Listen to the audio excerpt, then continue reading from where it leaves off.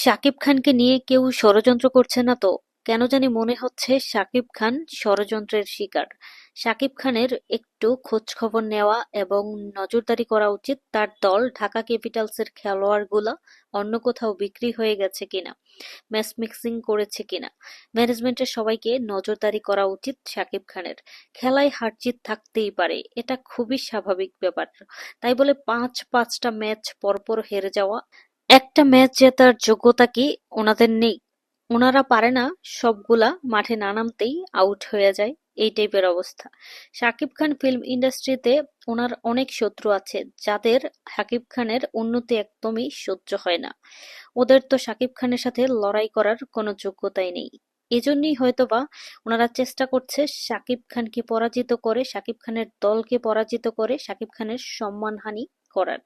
প্রত্যেকটা নিউজ চ্যানেলে কেবল শাকিব খানকে নিয়েই কথা হচ্ছে, অন্য সব পরাজিত দলের মালিকদের নিয়েও তো আজ অব্দি কোনো কথাই শুনলাম না বা দেখলামও না।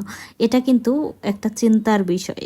ভেবে দেখেন, আপনার স্টারডমের ক্ষতি করার জন্য হয়তো কেউ ষড়যন্ত্র করছে।